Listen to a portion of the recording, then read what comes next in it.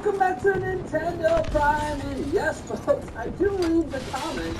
You guys know if you're not into our intro segments, we have timestamps down here to literally every single story. But for those that do, thank you so much. For every video this month, if we can get 1,000 likes in the first 24 hours, we'll do a special giveaway to someone down in the comments. You know, yesterday I said $50 eShop gift card. Today, let's do it. Let's go to $100 eShop gift card if it happens in the first 24 hours. I know some people think that goal seems a little far-fetched, but you know what? Saying 500 is really easy. You guys really smash that like button. So we have to make the goal something to be strived for, not something that just, hey, we could just get this willy-nilly. So yeah, we have had lots of videos get 1,000 likes in the past. So it's a goal for a reason. It's not supposed to be easily attainable. Alexa, what time is it? The time is 6 p.m.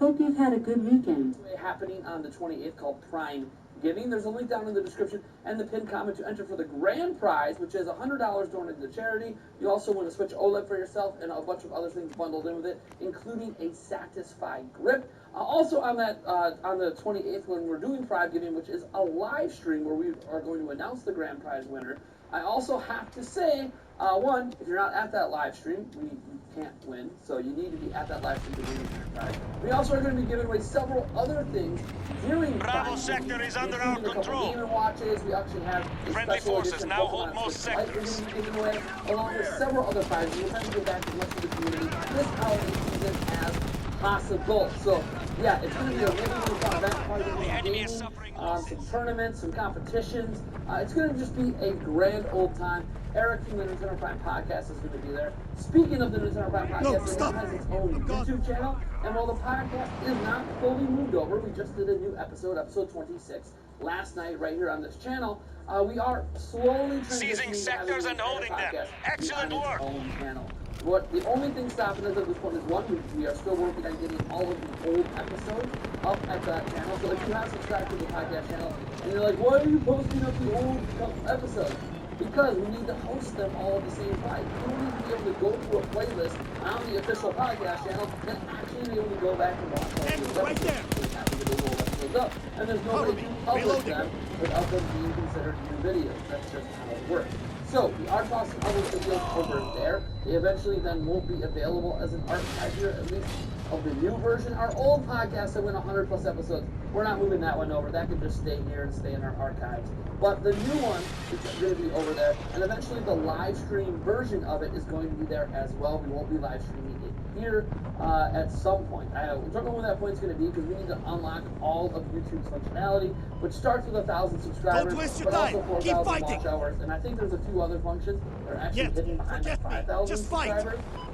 So there's some functionality we want to make sure that channel has in general. And no, folks, it's not just the ability to monetize. Obviously, people know that is a big function on YouTube, but there's actually other functionalities really close. Certain streaming notifications that will go out sooner at certain thresholds. So we have a lot that we need to get sorted out there. But again, it's going to be a slow process, but I'm kind of hoping by the time we get in January that we're able to fully host it over there. It also ensures that you actually might get notified when you're doing the podcast, because the only thing going up there, there's not daily video content and all that. There is a much higher chance that because there's less content posted there, you actually have a higher percentage chance of being notified when that's going to happen, and so that you don't miss things. Don't worry, we'll still advertise and remind people when episodes are going to be happening at this channel through community posts or mention it on videos like this. But yeah, I know this is a really long intro. That's why I mentioned we have timestamps down below. Changing magazines. Because guess what? We have some massive stories today. Huge Pokemon news. I mean, this news, I'm shocked by this. And by the way, Zelda news, like real Zelda news, or at least I think this is a pretty big story. I think it's maybe the biggest Zelda news we've had since the announcement of, I don't know, Skyward Sword HD. I mean, I guess if you sort of the Zelda Game & Watch a big announcement, but this is bigger than that for sure. That being said, let's get right into today's gaming news. We have taken out half the enemy's resources.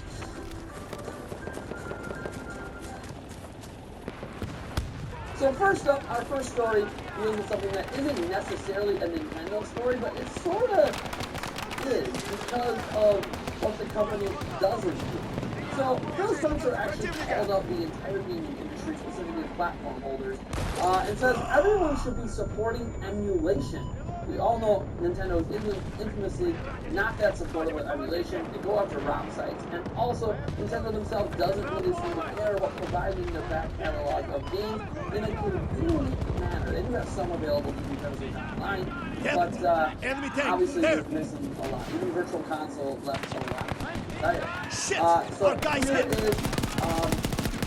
here's some details on what Phil Spencer said just late yesterday. So notably with Nintendo, not only does it emulation, but because Nintendo doesn't seem to care all that much about actual game preservation, but ensuring all games are being made available when they possibly can. So while Phil doesn't specifically mention he's talking about PC emulation, so forget about me! Irony, he does mention something in general. He goes, my hope, and I think I have to present it that way as of now, is as an industry, we've worked on legal emulation that allows modern hardware to run any, within reason, older, executable, allowing someone to play Echo sectors in enemy hands. I think in the end, if we said, hey, anybody should be able to buy any game, or own any game, and continue to play. That seems like a great North Star for us as an industry.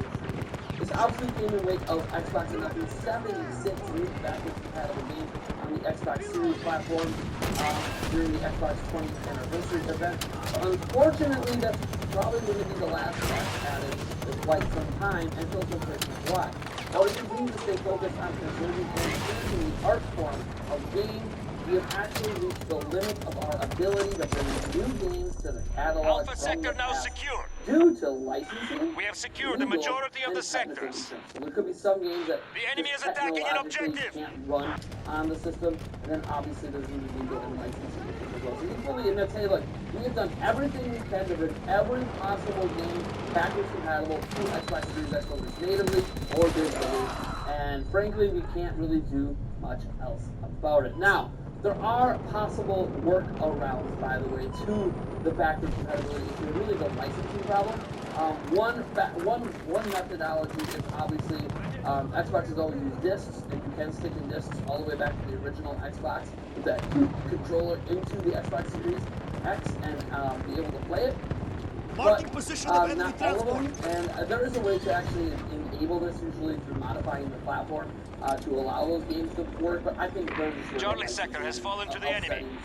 IP right holders and stuff like that. So, but I think one thing we could say about Phil Spencer since he took over the Xbox game, he is very much aware about backwards compatibility. This isn't stuff, by the way, that really makes them money. This is just enabling games you already own. Like, he is very much in support of this idea the enemy that is holding most of the sectors, or at least playable on modern hardware, which is like the exact opposite stance of Nintendo. Which they're not saying people like Nintendo shouldn't charge money. They're saying, hey, make all of your games available, not just a select library, and you should be attempting to get all the third-party games around your platform available too, within reason, depending on what those third parties are asking for licensing. Right? We now control Charlie sector. A lot to say. Phil Spencer is, you might not like Xbox, you might not like Phil Spencer, but it's hard to argue against this. This is just a genuinely great thing, and to have a leader of one of the major platform holders out there come out and so openly support emulation, openly support, game preservation it's bold. One of our objectives is under attack. Nintendo haven't dared to even come close to making these sort of statements. Maybe you could argue it's all to get goodwill of gamers, but if so, I'd rather you get goodwill through doing good things. And actually, we have secured the majority of the sectors. These aren't just empty words. Xbox Series X is literally the best backwards compatible gaming device we have ever had. And even then, there is the ability to actually purchase a certain app on the Xbox Store, Microsoft Store, on Xbox Series X and S that actually hostiles now control Charlie sector. That's how we're seeing some losses out there. Not even blocking the ability to use this. This is mind-boggling in all the right ways. Next up, I need to let you know about this before it's sold out. Maybe it's sold out by the time you hear about it, but yeah, Pokemon Brilliant Diamond Shining Pearl, right? Comes out tomorrow officially. A lot of people will be playing it later today. The virtual version comes playable, or your physical version arrives early, or their stores obviously selling it early to have that release. But here's what's really cool. So they have a twin pack, right? Which doesn't save you any money. It's just a kind of a community package with a really and shiny grill for $119. As I said, it's not a money-saving thing. It's more of a collector's item. You're not really getting anything besides like the box. The box that's like elongated and wider is something unique to it, I suppose, over just buying them individually. But Walmart has a very interesting Delta listing is for it right now. secure. So $119 what it typically is, except at the time of recording, you can actually buy We are in these control games, of the this majority combo of the pack sectors. on Walmart.com for $70.80. Let that sink in. That's $50 off. Is this a ploy for The Walmart resources to are get running you to trust them dangerously this low. holiday season? Maybe. But Walmart, it would be losing a significant chunk of money per sold. So you would feel like this is a pricing error. But that's $70.80 is a very specific thing, and it does mark as an official discount on their website. So $70.80 for the twin pack? All right. That's... Damn. So our next story, this is just kind of a really neat thing Nintendo does. And they do this once in a while where they offer a free update that adds some really neat functionality that most companies like charge for, or you could argue should have been there at launch. Although I think in the case of this specific game, you can kind of understand why it wasn't, because it was a sort of a proof of concept that needed to happen before you Charlie decided to sector go next secure.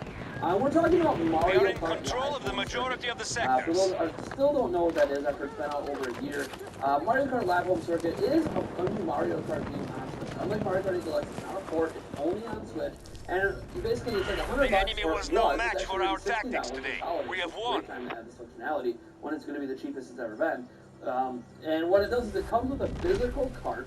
I have that physical. I think I pulled Yeah, I wish I would have thought ahead of I time. am I actually not have it. overconfident. You know, you can actually drive around and you create your own Mario Kart courses in your house. It's really cool, and you were able to obviously use it with up to 4 players, but everyone had to have their own Switch, their own carts, and their own copy of the game. Which, yeah, the carts come with a copy of the game, but. Anyways, it was really neat. There's been numerous videos of people making homemade courses, and it's a lot of fun. It's especially fun for families and kids, but even adults are enjoying making their own courses. And the game is actually sold fairly well. It's not obviously doing Mario Kart 8 Deluxe kind of numbers, but you know, it has sold multiple millions of copies. That includes a physical cart alone, which is really cool that you can remote control with your Switch. It's awesome.